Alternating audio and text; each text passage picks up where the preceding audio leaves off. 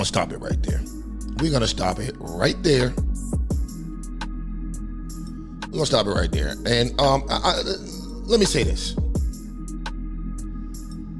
A lot of people were praising Tyrese for being transparent with his emotions.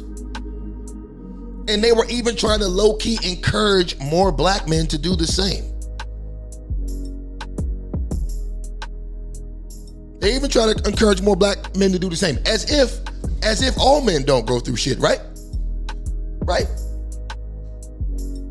But anyways, there's an emphasis and most likely an agenda to promote this type of behavior to black men in the mainstream media because they're trying to make us soft, effeminate, emotionally unstable creatures. Why though? Because effeminate, emotional men are too focused on being victims and can't see the forest for the trees. A great example of that would be men who support Democrats. Just saying.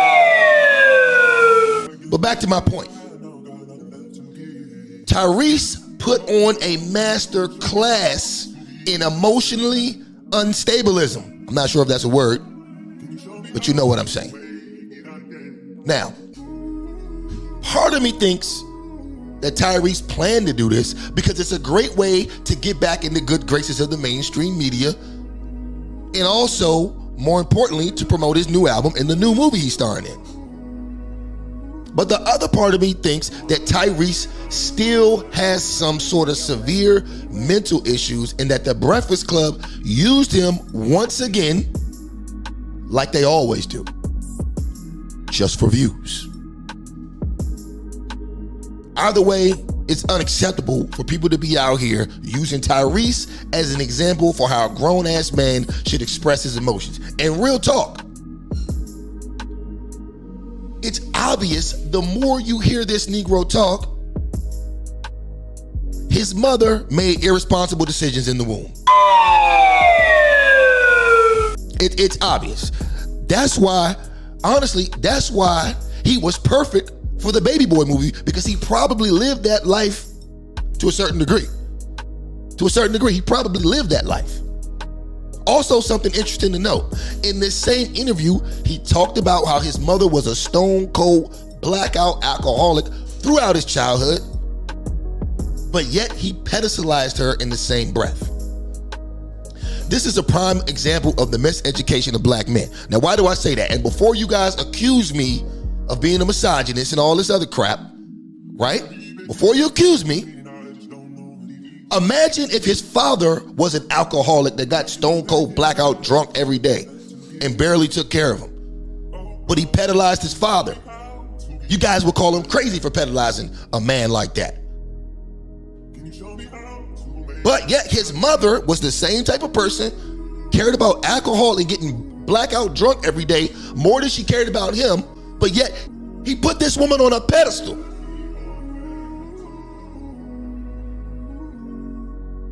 This is the problem. This is the miseducation of black men. Really, of black people, period.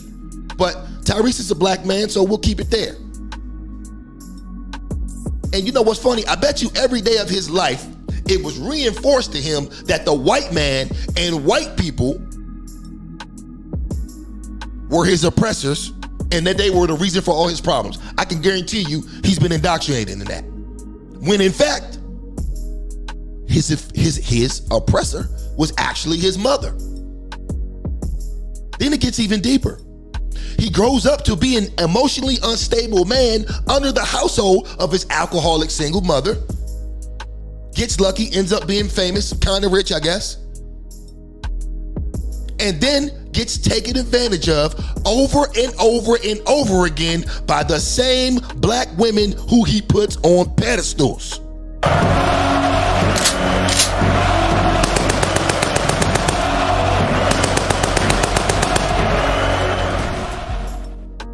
His first two wives saw him coming a mile away, and they did him extra dirty. So what am I getting at? It's very simple. Who is Tyrese's real oppressor?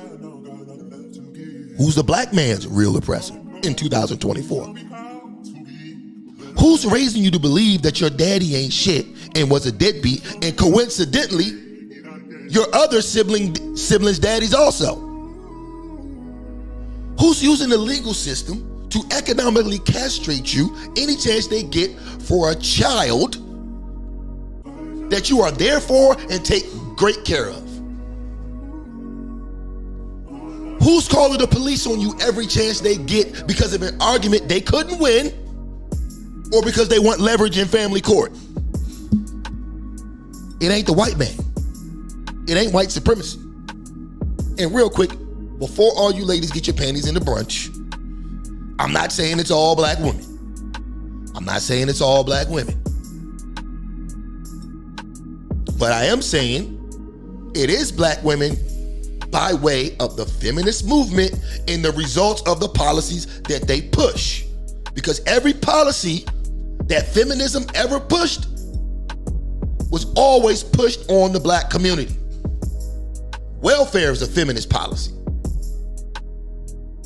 No fault divorce is a feminist policy. A lot of the child support regulations are a feminist policy. Sexual liberation for women is a feminist policy. I don't need a man, I can do it on my own is a feminist policy.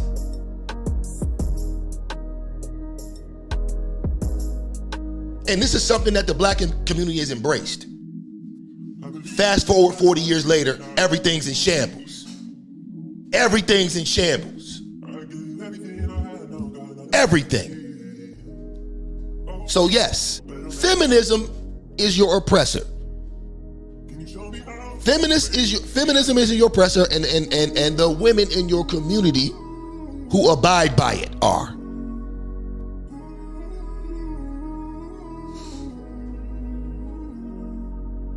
Like I said, this ain't I'm not here to disrespect all black women. What I am saying is,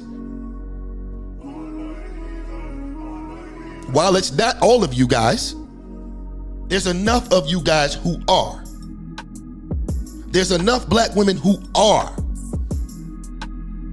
There's enough black women who are on this type of shit. And the problem is, the good ones who aren't,